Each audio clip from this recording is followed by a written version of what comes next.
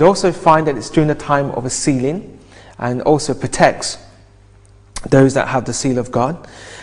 We also find that since we had this two beasts coming out of the bottomless pit, we should see another beast coming out of the bottomless pit. So let's see the third row. Well, indeed we find it's Islam under bin Laden.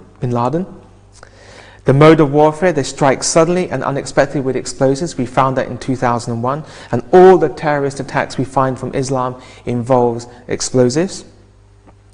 What was the focus of their warfare? Who were they attacking?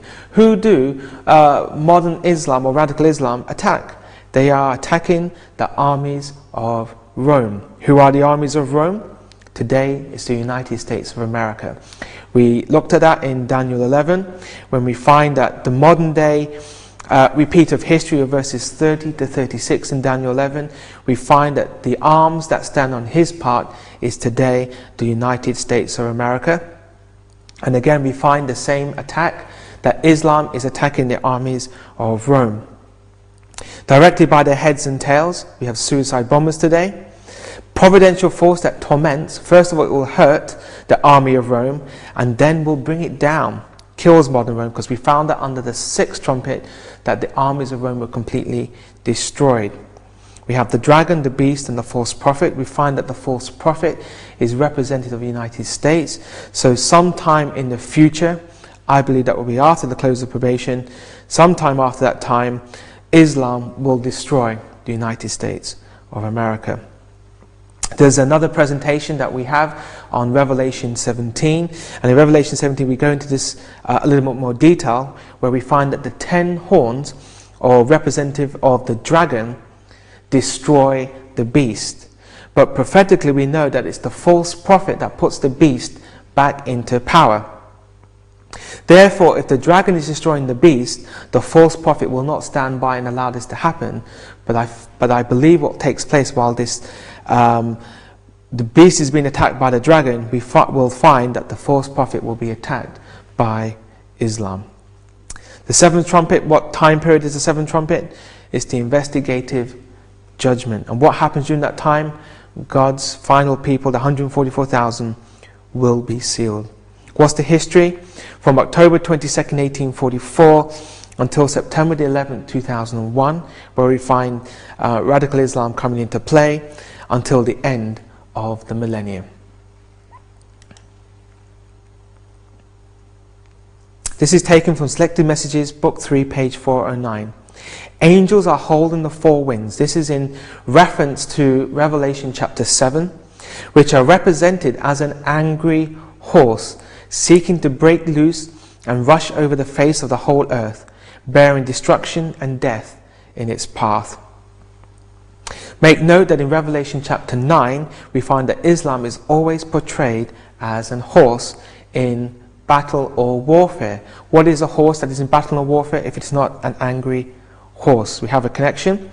Remember, 4 angels are loosed at the beginning of the sixth trumpet, and 4 powers bind Islam in 1840. When do we see powers again binding Islam? Did we not find in September 11, 2001, when the Twin Towers fell, that the whole world came together to unite with the United States to try and halt or stem or put an end to radical Islam and terrorism? So again, we find that this whole world, representative of 4 winds, is coming together to hold back Islam.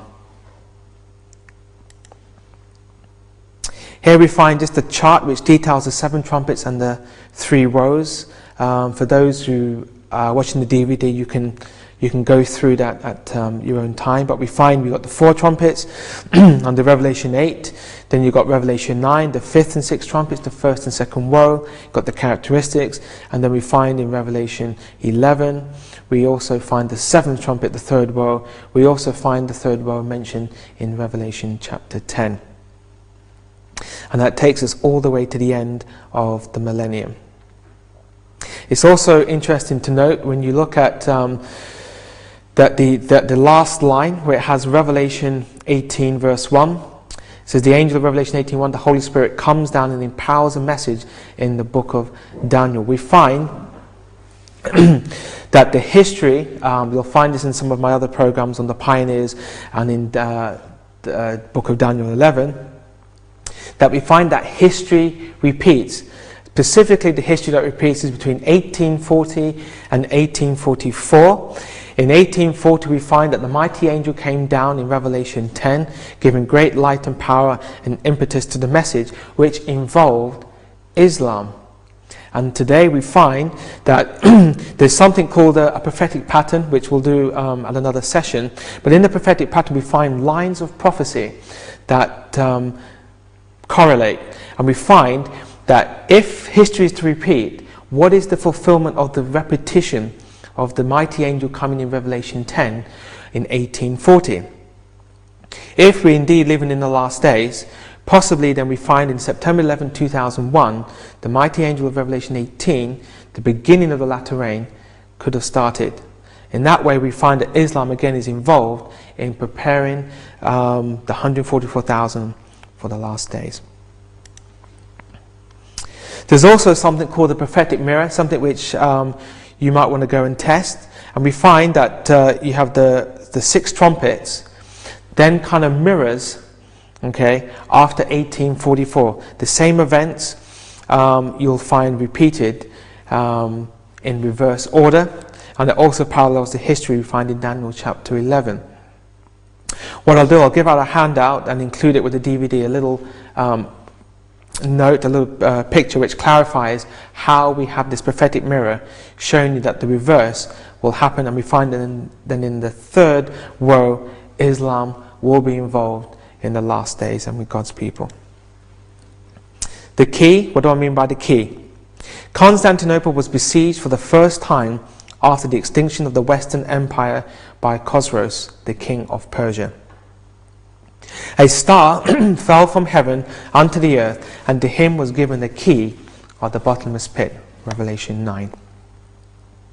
While the Persian monarch contemplated the wonders of his art and power, he received an epistle from an obscure citizen of Mecca, inviting him to acknowledge Muhammad as the apostle of God. He rejected the invitation and tore the epistle. "It is thus," exclaimed the Arabian prophet, "that God will tear the kingdom and reject the supplication of Khosroes." Placed on the verge of these two empires of the East, Muhammad observed with secret joy the progress of mutual destruction. And in the midst of the Persian triumphs, he ventured to foretell that before many years should elapse, victory would again return to the banners of the Romans. At the time when this prediction is said to have been delivered, no prophecy could be more distant from its accomplishment. Since the first 12 years of Heraclius announced the approaching dissolution of the empire.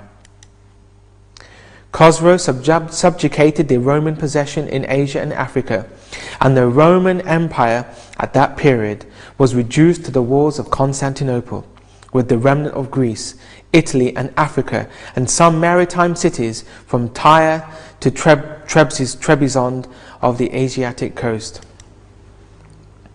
The king of Persia despised the obscure Saracen and derided the message of the pretended prophet of Mecca. Even the overthrow of the Roman Empire would not have opened the door for Mohammedanism or for the progress of the Saracenic armed propagators of an imposture through the monarch of the Persians and Chagan of the Avars, the successor of Attila, had divided between them the remains of the kingdom of the Caesars. Khosroes himself fell. The Persian and Roman monarchies exhausted each other's strength, and before a sword was put into the hands of the false prophet, it was smitten from the hands of those who would have checked his career and crushed his power. There was a great battle between the Romans and Khosroes, the Persians, which culminated in the Battle of Nineveh, where the Persians were defeated. In this great battle, Rome had exhausted all its resources, and even though it won, it was left strengthless. And so Muhammad was able to rise during this vacuum period of power, and there he was unchecked because neither the Romans or the Persians could defeat him. The Roman emperor was not strengthened by the conquest which he achieved, and a way was prepared at the same time and by the same means for the multitudes of Saracens from Arabia